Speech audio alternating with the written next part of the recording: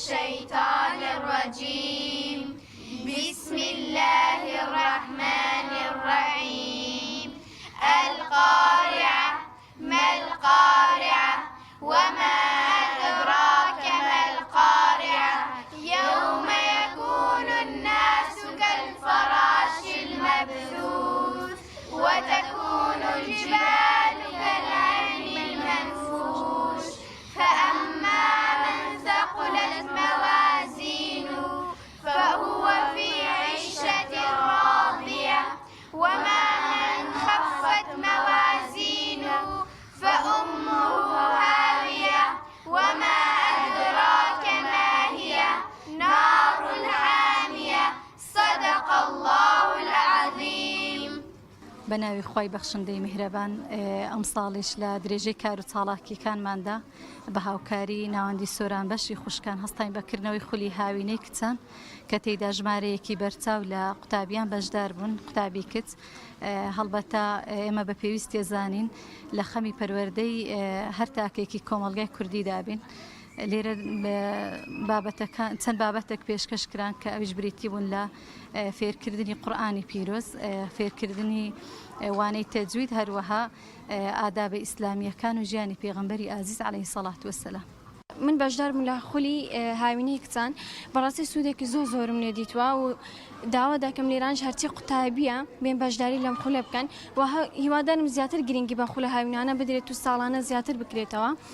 و لێرە زۆر دەستخۆشی لە مامۆستاکان دەکەم. بەڕاستی عنی زۆر سوودم لێ دیتووە لە زیاتر ناسینی پێغەمبەرەکان و موعجیزەکانیان و هەرچی خوشکانی بەڕێسێ لێرانە داوا دەکەم زیاتر بن بۆ ئەم خولە بەشداری تێدا بکەن و زۆر دەستخۆشی ئێوەش دەکەم.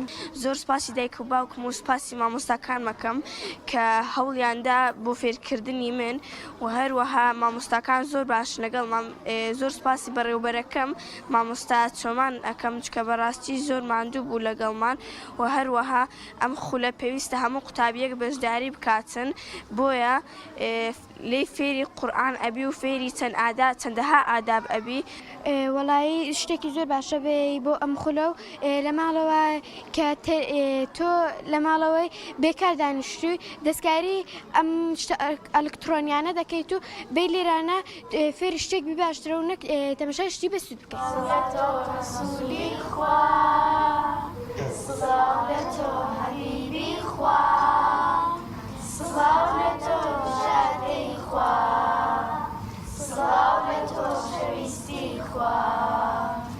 ای پیامبری رحمت دلمان را بیناوتا، ای تکاکاری امت یارو رفیداتا، لا تاریکی شوزد گشتمان لرگاتا، گشتمان لرگاتا.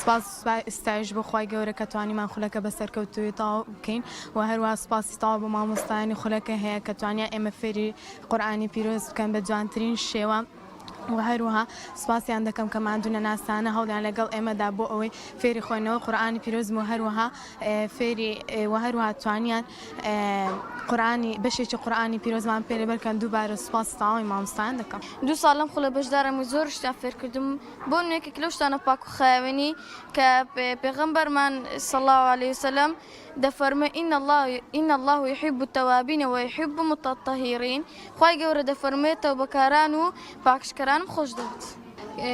ئەو ڕووکۆتا ڕۆژی خولەکەمانە ئەو چوارەمی ساڵە بەشداری ئەو خولەیمە ئەلحەمدوللا فێری زۆر شتی بەسوود بوومە لەو شتانەی کە سەرنجی ڕاتشارمە ڕۆژتەکانی پێغەمبەر محەممەد درودی خوای لەسەر بێت کە دەفەرمێت کانە خولوقه القورئان کە ڕۆژتەکانی هەمووی قورئانی پیرۆز کە بۆ دومین ساڵە بەشداری لەم خولەدا دەکەم و توانیمان فێری ئەو بین کە کات بە فیڕۆ نەدەین و زۆربەی کاتەکانمان لە خزمەت قورئانی پیرۆزدا بەسەردەین و بە تۆڕە کۆمەڵاتیەکان بەسەری نەبین چونکە تۆڕە کۆمەڵاتیەکان هیچ سوودێکی نییە و بێکەڵکە.